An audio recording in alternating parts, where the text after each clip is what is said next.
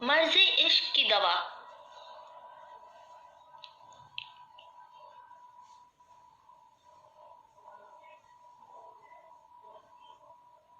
مریض محبت کو سب سے پہلے یہ بات سمجھ لینا چاہیے کہ کسی شخص کے قبضے سے اپنا دل چھڑانے کے لیے اس کو بھولنا یا اس سے نفرت کرنا ضروری نہیں۔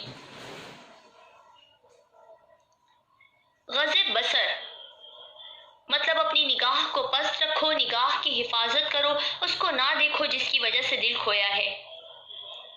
نگاہ پست رکھنے کے 10 فائدے۔ پہلا، یہ اللہ کا حکم ہے اور جو بھی انسان فلاح پاتا ہے وہ حکم الہی مان کر ہی فلاح پاتا ہے، اور جو ناکام ہوتا ہے وہ حکم نہ ماننے کی وجہ سے ناکام ہوتا ہے۔ دوسرا فائدہ، اس کی نظر جو زہر آلود تیر تمہارے دل تک پہنچا کر تمہارا دل ہلاک کرتی ہے، آنکھ کی حفاظت سے وہ تیر تمہارے دل تک نہیں پہنچے گا۔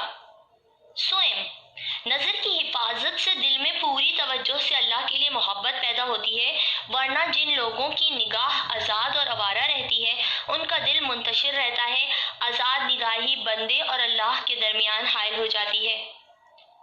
چہارم، آنکھ کی حفاظت سے دل مضبوط اور پرسکون رہتا ہے اور آزاد نگاہی یعنی ہر غلط چیز یا شخص کو دیکھ لینے سے دل مغموم رہتا ہے۔ پنجم، نگاہ پست رکھنے سے دل میں نور پیدا ہوتا ہے۔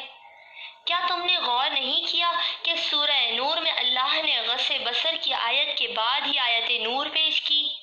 کیونکہ دل میں نور نظروں کو حفاظت سے داخل ہوتا ہے، اور جب دل نورانی ہو جائے تو ہر طرف سے خیر اور برکت اس انسان کی طرف دوڑتی ہے، اور جن کے دل اندھیر ہوں ان کو شر اور تکلیف کے بادل گھیرے رکھتے ہیں۔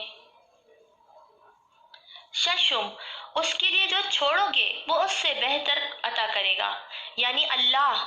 تم نگاہ چھوڑو، اللہ بدلے میں نگاہ عطا کرے گا، وہ تمہیں بصیرت دے گا، فہم و فراست کی نگاہ عطا کرے گا، اور تمہاری فراست کبھی خطا نہیں ہوگی۔ مومن اسی نگاہ کی وجہ سے ایک سوراخ سے دوسری بار نہیں ڈسا جاتا۔ ساتویں چیز، آزاد نگاہی سے انسان ذلیل ہوتا ہے، اپنے نفس کے قدموں میں خود کو رول کر بے توقیر کر دیتا ہے، مگر جو نگاہ کی حفاظت کرتا ہے اللہ اس کو عزت دیتا ہے، لوگوں میں بھی فرشتوں میں بھی۔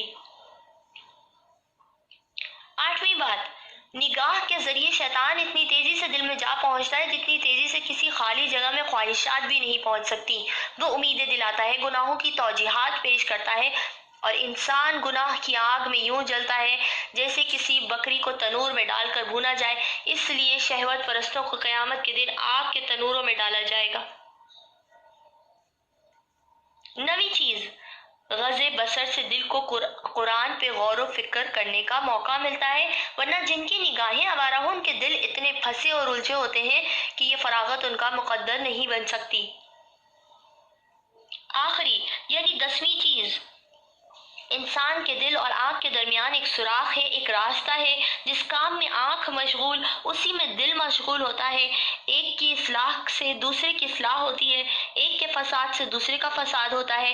اس لیے اپنی نگاہ کو صاف رکھو، اس شخص کو نہ دیکھو جس کی طرف دل ہمکتا ہے، کیونکہ یہ تمہارے لیے حرام ہے۔ اگر حلال ہوتا تو ٹھیک تھا، لیکن حلال نہیں ہے۔ جب اپنے نگاہ کے مالک بن جاؤ گے تو دل بھی واپس حاصل کر لو گے۔